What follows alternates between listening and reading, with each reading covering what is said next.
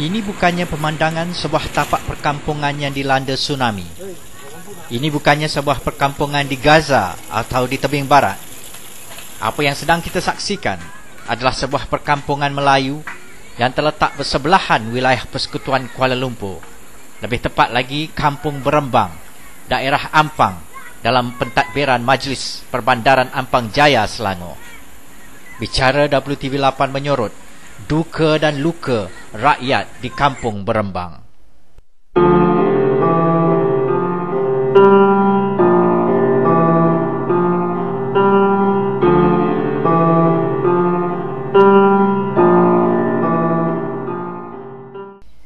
Dalam mengejar wawasan Selangor Maju 2005-nya, Menteri Besar Selangor Datuk Seri Dr. Muhammad Khair Toyo kelihatan begitu gairah dan bertenaga. Beliau dikatakan tidak menoleh ke belakang lagi, terus berlari mengejar impian yang begitu penting untuk menjamin kemajuan rakyat dan negeri ini, di samping sudah pastilah mengukuhkan survival dan kedudukan politiknya. Salah satu usaha Khair untuk mencapai wawasannya adalah dengan memperkenalkan dasar setinggan sifar di Selangor. Menurut dasar ini, Kerajaan Selangor menjangkakan menjelang Ogos 2005, semua kawasan perumahan setinggan di negeri ini akan berjaya dihapuskan. Menurut dasar ini juga, sebagai ganti kepada kawasan perumahan setinggan itu, projek perumahan rumah kos rendah akan dibina di samping menyediakan council homes sebagai rumah transit untuk penduduk-penduduk setinggan ini. Namun sehingga kini masih ada lagi kawasan perumahan setinggan di Selangor, dan masalah besar yang timbul adalah delivery system yang tidak sebagaimana dirancangkan. Sepatutnya dalam memastikan Selangor bebas setinggan, kerajaan negeri bertanggungjawab untuk membina penempatan baru bagi peneroka-peneroka bandar ini yang rata-rata merupakan orang-orang Melayu yang kuat menyokong kerajaan. Masalahnya, penempatan yang dijanjikan tidak mencukupi, serta jika pun ada, ianya bertebaran jauh di luar kawasan asal yang sudah pasti akan menimbulkan pelbagai masalah lain kepada para penduduk yang sedia sederhana dan miskin ini. Akibatnya rakyat mula mempertikaikan dasar ini, dan akhirnya pengusiran secara kekerasan terpaksa dilakukan sehingga mencetuskan keadaan tegang dan menyayat hati. Rakyat yang terdiri dari anak bangsa sendiri terpaksa diperlakukan bagai pendatang asing, terhina dan diaibkan. Mengapa opsi kekerasan ini digunakan? Apakah pihak kerajaan sudah buntu dan tiada lagi jalan untuk berunding apabila berhadapan dengan rakyat sendiri? Sedangkan rakyat yang dilanda kesusahan ini sebenarnya sekadar memohon untuk didengari, rintihan dan kesusahan mereka dilayani. Namun dalam kes di Kampung Berembang ini, seolah tidak ada pihak yang bertanggungjawab yang mahu mendengar dan membantu. Mana wakil rakyat yang menagih sokongan semasa pilihan raya dahulu? Mana orang-orang kuat parti yang berbuih mulut dengan janji-janji dahulu? Dalam suasana kekalutan ini, para penduduk telah bergegas dari satu pihak ke pihak yang lain, memohon ihsan dan belas kasihan. Mereka bukan pendatang asing, mereka anak bangsa berdiri tegak di bumi sendiri. Para penduduk telah bertemu pihak Suruhanjaya Hak Asasi Manusia Suhakam, malah sampai ke pejabat Perdana Menteri di Putrajaya untuk mengadu nasib. Namun segala-galanya tidak dipedulikan oleh pihak berkuasa tempatan. Sesungguhnya rakyat di Kampung Berembang tidak menentang penempatan semula yang lebih tersusun dan sempurna. Tetapi masalahnya, pelaksanaannya perlulah dilakukan dengan sebaik mungkin. Bak kata pepatah, menarik rambut dari tepung, rambut tak putus, tepung tak berselera. Kru WTV8 telah berada di tapak kampung yang pernah didiami berpuluh tahun lamanya oleh para penduduk tempatan ini. Sama-sama kita selami masalah dan rintihan mereka. Saya Misud bin Mahmud. Saya selaku pengurusi Ahli Jawatankuasa Penyelesaian dan Rayuan. Boleh ceritakan apa yang berlaku pada hari semalam dari awal? Tragedi ini berlaku pada 20 November. Kalau kita tengok sekarang dia macam tsunami lah. Tapi tsunami buatan manusia. Tsunami buatan manusia. Di mana tragedi dia berlaku pada 20 hari bulan kerana kes kami yang 14 hari bulan November tu di Mahkamah Tinggi Shah Alam berhakimkan Datuk Alizatul Khair. Di mana kes tu patutnya putus kat situ. Maksudnya dapat keputusan kat situ. Dalam perbicaraan tu MPAJ gagal membuktikan kesahihan di mana tanah ni milik kerajaan. Dia gagal. Jadi saya pun gagal membuktikan tanah ni ada dua bukti yang saya gagal mengatakan yang tanah ni milik individu. Jadi hakim mahkamah tak boleh nak buat keputusan sebab terlalu rumit, maka dia tangguh pada 30 April 2007. Maksudnya dia extend 5 bulan lah. Tapi kita punya kekebalan injunksi tak dibagi atas alasan MPJ kata dia sanggup bayar segala ganti rugi. Itu alasan dia. Jadi mahkamah kalau MPJ sanggup bayar ganti rugi, tak perlulah dia nak keluar injunksi lagi. Okay? Jadi saya cakap ni atas budi bicara kita sama manusia, sama Melayu, sama agama. Jadi kes tak selesai, dia buat tindakan macam ni. Masalahnya kami ni nak tinggal di mana dalam jangka masa sesuntuk ni. Langsung tak ada rundingan nak bagi masa. Jadi sekarang masalah kami timbul dalam bentuk penempatan kita. Dalam bentuk penempatan. Dan yang kedua, bila dah jadi macam ni, masalah timbul terlalu banyak lah. Bagi orang makan gaji tak boleh bekerja, bagi orang meniaga tak boleh berniaga, cuma dapat banyak masalah. Saya datang sini masa mana kakak saya dah bina rumah sini dululah 40 tahun yang lepas. Jadi saya masa tu masih belasan tahun, masih dalam belasan, belum sampai dekat 20 lah umur saya. Jadi masa tu di sini kampung ni memang tambang dia lebih kurang 7 sen setengah dari Melaka Street. Masa tu sudah ada buat bambu sampai ke sini. Jadi bas tu memang daripada pukul 7 pagi sampai 7 petang yang ada bas. Malam memang tak ada. Jadi dia orang troker lah tempat ni. Troker, kita pun troker masa tu kecil. Kemudian saya dalam masa tu saya pun dah lepas sekolah, saya pun masuk tentera, dah pergi sana kemari. Tapi mak saya, keluarga, adik-adik semua masih tinggal di sini. Habis tentera saya berhenti lebih kurang dah tahun 81, saya pun menetap di sini sampai sekarang. Jadi rumah saya ni antara rumah yang lama lah. Adalah lagi sekitar rumah yang lama yang masih kekal. Jadi rumah yang terakhir dia roboh rumah saya lah. Rumah saya yang dia roboh. Makcik ni dah buka tawangan ni. Masa dulu kita orang ada 60 buah rumah. Tapi masa itu Cak Jom Ketut yang jadi ketua bahagian kawasan ini, dia kata tak boleh buka tawangan sini makcik sebab sini suruh berjual dan keramat. Tapi makcik kata kalau kita banyak tawangan, kita bekerja di sini hantar pada awak orang sana. Jadi kita kerja tenang kan. Jadi yang macam orang sana kat sini tak tahu apa kita orang punya kat sini. Jadi kalau kami tahu orang-orang kita sini nak buat macam mana, kita buat mesyuarat, kita patut apa kertas kerja kita orang hantar sana. Itulah start kita buka di sini. Tawangan ni masa Maidin Zakaria jadi ketua kita, Ibu Awanja jadi ketua wanita, Cik Ainun jadi setiausaha kita orang. Tapi tiba masa ni sampai macam ni kita orang dibuat. Macam mana nak buat? Kami menyokong kerjaan apa je buat kami. Saya 13 Mei cuba keadaan nyawa menjaga orang mengundi ni dekat sekolah Ampang ni. Tapi sekarang apa dia bagi kepada kami yang duduk sini? Tak ada apa pun. Hari ni yang kami bukan melawan kerjaan. Saya dah pergi jumpa Toyo hari tu. Mana Menteri Besar. Dia kata apa makcik? Percayalah pada saya. Makcik janganlah kata dia susah hati. Saya akan tolong. Tiba lepas itu dia mari orang sodok. Macam mana ni? Satu menteri, satu orang Melayu. Kenapa tak boleh bela kami? Kenapa masa nak mengundi datang ke sini, minta kami undi? Melayu. Kami yang undi je. Tapi bila kami dah undi, ini apa dia jadi? Apa jadi? Kami ni bukan kata nak jatuhkan negeri ni. Kita orang Islam, patutnya kita orang Islam, kita orang Melayu, patutnya kita mahu orang kita sama. Kalau kami tak minta lain pada dia, kami minta kalau nak pindah biarlah dekat. Sekarang 20 berapa meter daripada kerja sana di hujung kemari. Sekarang lagi pun tengok dia dah tolak ni. Anak-anak tengah ambil SPM. Apa jadi anak-anak yang akan datang? Apa jadi negeri kita yang akan datang? Kalau dah anak-anak yang macam ini, dia tak boleh berfikir. Negeri nak kerja kat apa? Kalau dah kita dah tak mental, Melayu jadi apa? Orang kita ni jadi apa? Umi putera ni jadi apa? Cuba fikir itu aja, dia mesti fikir. Tekan jangan ingat dia duduk tinggi di atas tu, dia boleh naik sendiri. Orang yang bawah ni yang naikkan dia. Tapi dia mesti ingatkan ni, macam wakil rakyat ni. Azman, kita nak jumpa pun tak mahu. Macam mana wakil rakyat apa ni? Padahalnya bapak dia tu motif dia berjuang dengan saya ni sama-sama.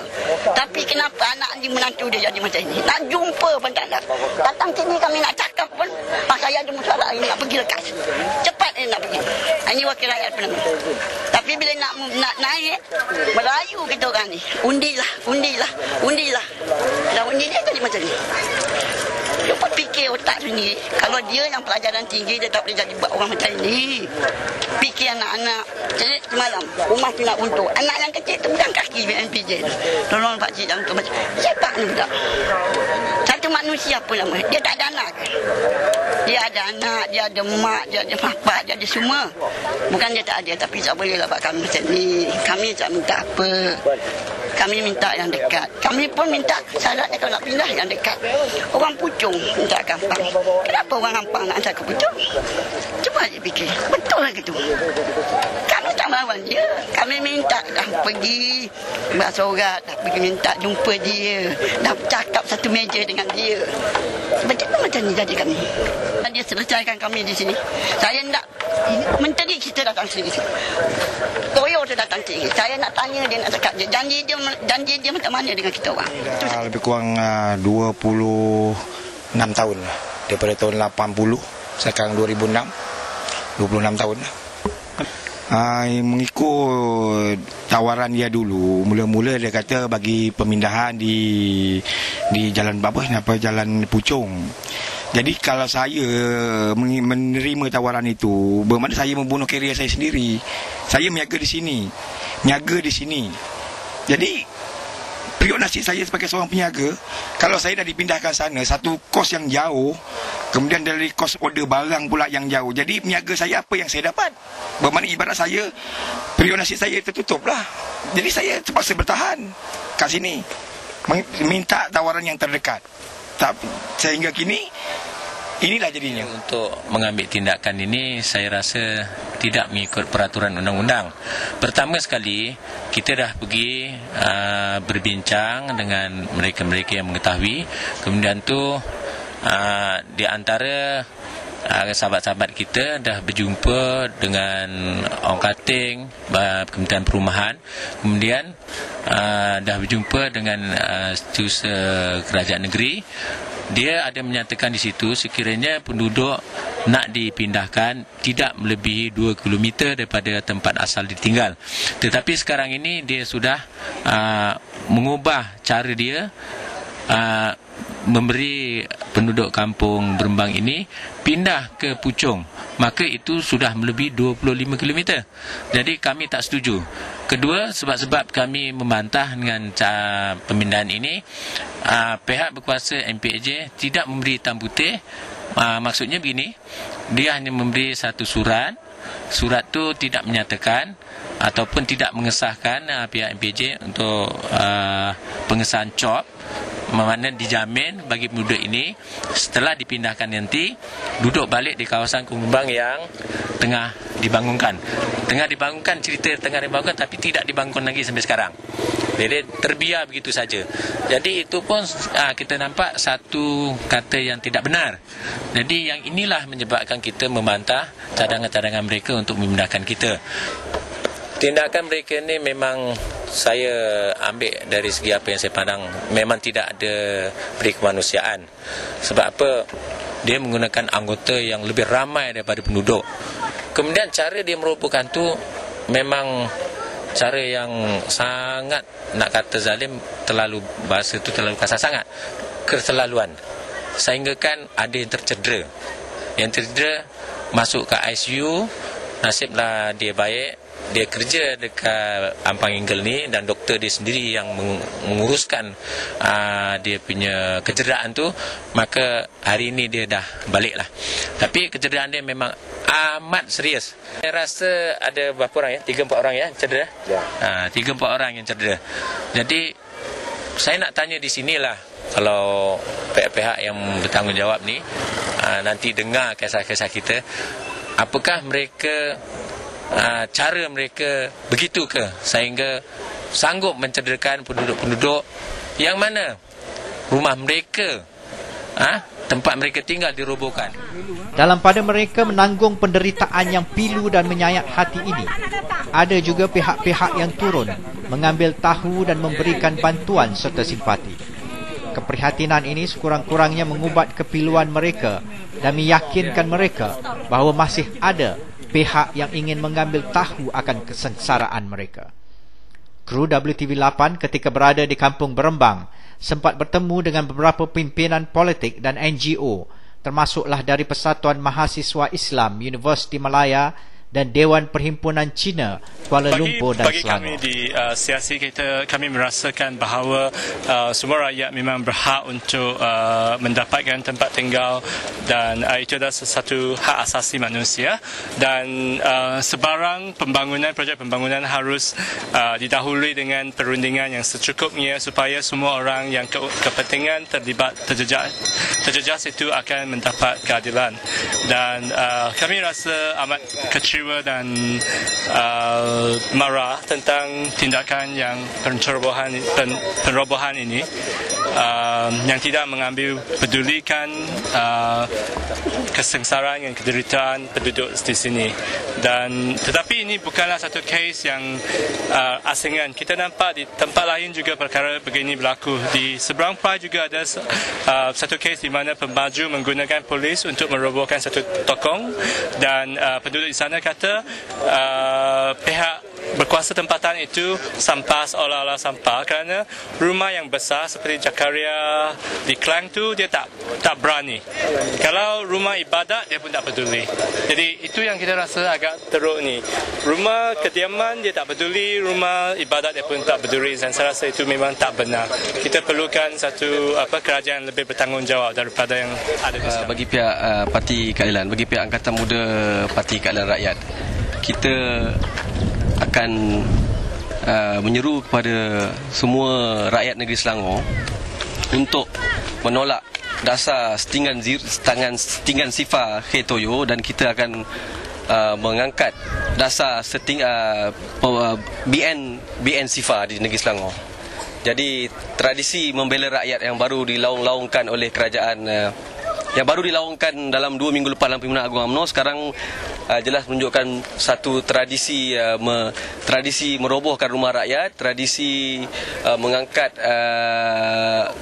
membela pemaju, tradisi menindas rakyat. Bagi pihak keadilan, buat masa ini kita menyarankan kepada para penduduk, dan kita akan bersama-sama dengan penduduk untuk berhimpun di hadapan pejabat menteri besar untuk membuat satu protes ketika mesyuarat esko kerajaan negeri. Bantuan yang diberikan oleh pihak keadilan kepada penduduk ada? Setakat ni kita sedang kerana pada waktu sekarang ni ramai pihak daripada Parti PAS, daripada NGO yang datang menghulurkan bantuan. Kerana dalam isu macam ni yang penting mereka akan bertahan, kita tak tahu berapa lama lagi mereka bertahan. Jadi dari segi makanan tu memang bantuan makanan tu sangat diperlukan. Jadi kita akan cuba melihat, sekarang ni ada yang pihak yang sedang mengulurkan bantuan, dan kita akan cuba susun kan, sebab okeylah, mungkin dalam minggu ni ramai kan, minggu depan siapa pula kan. So kita cuba, yang penting kita dapat sustain benda tu. Selama mereka boleh bertahan, kita cuba untuk sustain benda tu. Apabila saya melihat tentang tragedi yang berlaku di Kampung Berembang ni, saya amat nyanyat hati kerana kampung yang telah diteroka selepas daripada peristiwa 13 Mei tahun 1969 tiba-tiba diroboh dengan sekelip mata. Kalau Allah Subhanahu Wa Taala dalam beberapa tahun yang lepas yang telah pun menghantar tsunami yang mengakibatkan habis musnahnya harta benda awam dan juga manusia, tiba-tiba pada tahun ini tsunami yang dilakukan oleh manusia dengan kuasa yang ada kepada mereka, yang sepatutnya mereka ini membela rakyat yang bukan orang-orang asing. Mereka ini adalah merupakan orang yang meneroka tanah ini sejak daripada 40 tahun yang lalu, yang menyahut seruan kerajaan untuk menjadi pengimbang kepada bangsa lain dan juga ekonomi orang Melayu di kawasan bandar ni. Tapi boleh terlihat tragedi ini amat menyanyakkan hati saya, dan pas insyaAllah dengan kadar kemampuan yang ada kepada kita, dengan kita akan memberikan sokongan moral dan juga sedikit sebanyak kita cuba untuk memberikanlah sekadar kemampuan bantuan yang ada, yang boleh kita berikan sebagai sebuah parti pembangkang yang tidak mempunyai kuasa dan wang yang banyak. Dan yang keduanya, kita melihat tentang peristiwa perobohan yang berlaku ini menggambarkan satu lagi bentuk sandiwara penipuan yang mereka bercakap di PWTC dalam minggu yang lepas sebagai satu bentuk sandiwara semata-mata yang kononnya untuk bercakap membela agenda Melayu, sehingga akan mengeluarkan kata-kata sentimen kononnya bangsa lain yang akan mengganggu orang-orang Melayu dalam pencapaian agenda Melayu, sehingga akan menimbulkan isu-isu yang agak sensitif dari segi perkauman dan sebagainya. Rupa-rupa yang berlaku ialah Melayu halau Melayu, maknanya Melayu tipu Melayu, bukan Melayu ditipu oleh China, bukan Melayu ditipu oleh India, tapi Melayu ditipu oleh Melayu. Maka sebab itu kita amat kesal, walaupun PAS yang hadir kepada sini, kita yang menimpa ini bukan dari kalangan ahli PAS semata-mata, malahan bukan dari kalangan ahli PAS pun. Pada kita ialah ini soal kemanusiaan.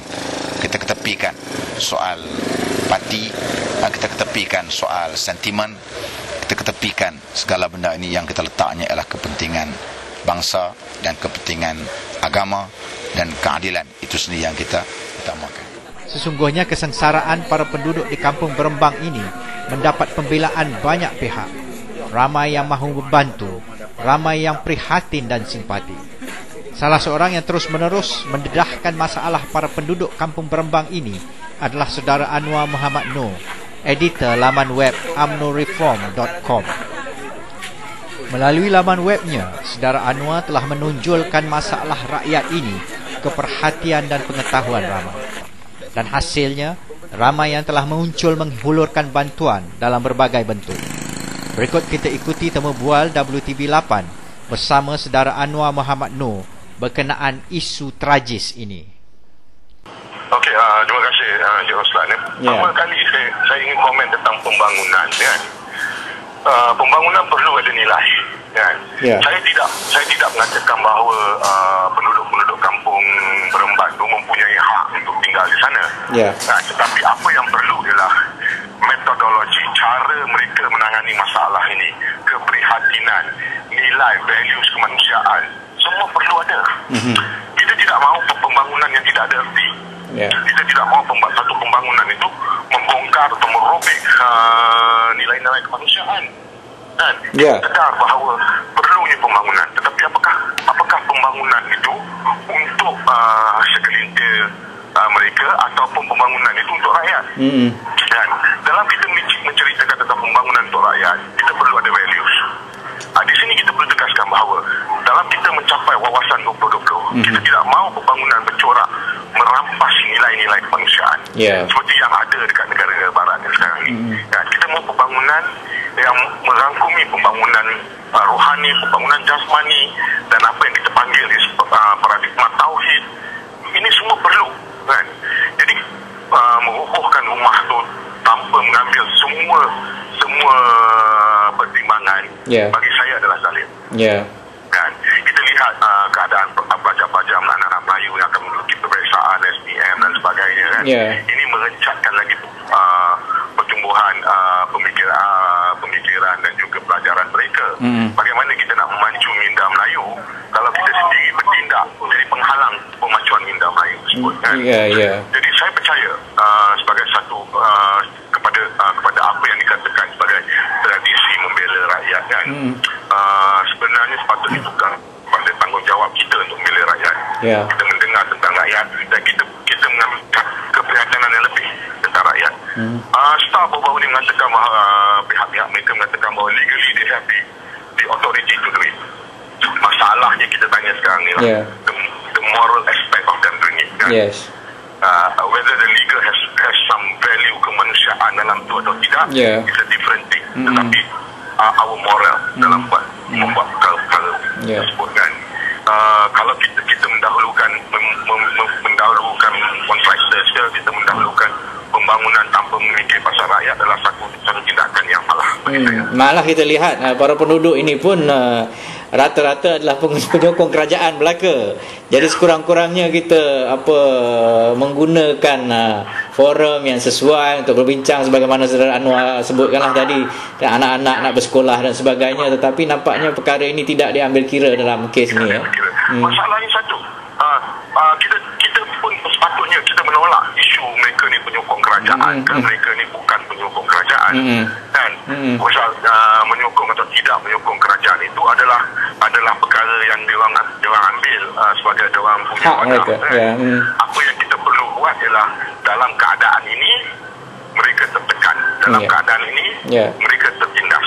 Dan kerana apa mereka tertindas? Kerana penguasa tempatan tidak mengambil nilai-nilai yang sepatutnya diambil dan nilai-nilai kemanusiaan, memikirkan apakah masalah akan timbul pada pelajar anak-anak budak-budak yang sekolah tengah SPM dan sebagainya, dan juga bagaimana mereka nak survive dalam keadaan yang amat daif tersebut. Saya percaya bukan mereka bercita-cita untuk datang ke bandar daripada dulu untuk menjadi peserta setinggan kan. Mereka juga mahu membangun, tetapi keadaan itu tidak dapat tercapai dan dengan keadaan yang tidak tercapai, kita bukan pula tugas kita untuk lebih menekan mereka. Dan itu sebab dalam web saya pun saya menekankan bahawa kan perkara yang berbentuk seperti ini, kejadian-kejadian seperti ini, memukul dan sebagainya adalah satu kezaliman pada rakyat. Tidak sepatutnya berlaku dalam keadaan minda kelas pertama yang nak kita sasarkan tu ya. Tak sepatutnya berlaku. Dan bila kita cerita pula pasal minda kelas pertama ni kan, kita kena define juga kan apa bentuk minda kelas pertama yang kita nak kan. Kalau kata perompak tu pun mereka juga mempunyai minda kelas pertama dalam usaha strategi perompak kan. Jadi tetapi kita perlu sebenarnya minda kelas pertama ni is a balance kan, menggunakan akal, menggunakan perasaan, menggunakan tools-tools yang ada untuk ultimate dia adalah untuk keadilan. Okey, kita lihat antara rungutan daripada para penduduk tempatan, mereka seolah tidak mendapat pembelaan daripada wakil rakyat dan ahli Dewan Negeri serta ahli parlimen di kawasan berkenaan. Malah ada yang mengutarakan seolah macam ada satu komplot daripada pihak-pihak tertentu untuk membangunkan kawasan ini. Ada Saudara Anwar mendengar berkenaan dengan perkara ini? Ya, saya juga dengar. Sebenarnya ini juga berlaku di semua tempat. Saya hadir di Batu Lapan, Kampung Fajar dalam usaha cuba untuk membela mereka dalam isu-isu setinggan ni kan. Yang saya gelar peneroka kota dalam dia melebihi daripada tahun yang sebenarnya diorang duduk sana lah kan. Ini semua rungutan yang ada. Dari malangnya rungutan ini tidak pernah disiasat. Kita ambil Batu Lapan juga mempunyai rungutan yang sama. Dan Melepas itu gagal membuat rumah kos rendah untuk mereka, projek pelarutan 5 tahun sebagainya kan. Tetapi ini semua seolah-olah ditutup sebelah mata oleh wakil-wakil rakyat sepatutnya hadir untuk membela rakyat. Dan saya percaya tindakan-tindakan wakil belakangi rakyat ini akan memberi padah kepada mereka dalam masa pilihan raya atau pemilihan akan datang. Dan saya harap kita bijak dalam memilih wakil-wakil rakyat kita selepas ni. Dan kalaulah mereka tak boleh datang untuk berbincang, tidak boleh datang hadir untuk membantu dalam kesempitan rakyat dia, tempat dia, dalam kesempitan apa maknanya wakil rakyat. Jadi korporat yang mendapat tanah untuk membangun yang perlu juga disiasat. Dan kenapa mereka dengan mudah dapat padah kepada mereka dalam masa pilihan raya atau pemilihan akan datang. Dan saya harap kita bijak dalam memilih wakil-wakil rakyat kita selepas ni. Dan kalaulah mereka tak boleh datang untuk berbincang, tidak boleh datang hadir untuk membantu dalam kesempitan rakyat dia, tempat tempat dia dalam tak apa maknanya wakil rakyat. Jadi tokoh-tokoh korporat yang mendapat tanah untuk membangunkan perlu juga disiasat. Dan kenapa mereka dengan mudah dapat padah kepada mereka dalam masa pilihan raya atau pemilihan akan datang. Dan saya harap kita bijak dalam memilih wakil-wakil rakyat kita selepas ni. Dan kalaulah mereka tak boleh datang untuk berbincang, tidak boleh datang hadir untuk membantu dalam kesempitan rakyat dia, tempat dia, dalam kesempitan apa maknanya wakil rakyat. Jadi tokoh-tokoh korporat yang mendapat tanah untuk membangunkan perlu juga disiasat. Dan kenapa mereka dengan mudah dapat padah kepada mereka dalam masa pilihan raya atau pemilihan akan datang. Dan saya harap kita bijak dalam memilih wakil-wakil rakyat kita selepas ni. Dan kalaulah mereka tak boleh datang untuk berbincang, tidak boleh datang hadir untuk membantu dalam kesempitan rakyat dia, tempat dia, dalam kesempitan apa maknanya wakil rakyat. Jadi tokoh-tokoh korporat yang mendapat tanah untuk membangunkan perlu juga disiasat. Dan kenapa mereka dengan mudah dapat, dan mereka dengan mudah pula membantu usaha-usaha pembersihan pinggan dan sebagainya. Saya dimaklumkan juga bahawa wakil korporat kat sana, wakil mereka yang akan membangunkan kat sana lebih juga bertindak seperti MPAJ juga. Kan? Jadi pada saya ini satu perkara yang pelik lah, kan? Dan kalau kita nak cerita tentang keterbukaan, ini bukan salah satu syarat keterbukaan. Kalau kita cerita tentang ketulusan, ini juga bukan salah satu ramuan untuk ketulusan. Dan apatah lagi kalau kita cerita tentang kemanusiaan, ini langsung tidak mempunyai nilai-nilai kemanusiaan. Terima kasih banyak-banyak Saudara Anwar. Assalamualaikum. Begitulah berlalu satu lagi episod di mana harga diri dan kebajikan ditolak ke tepi demi melangsungkan agenda pembangunan. Pembangunan yang jelas sepi dari nilai kemanusiaan dan tolak ansur. Bicara WTV Lahpan mohon berundur. Assalamualaikum dan salam sejahtera.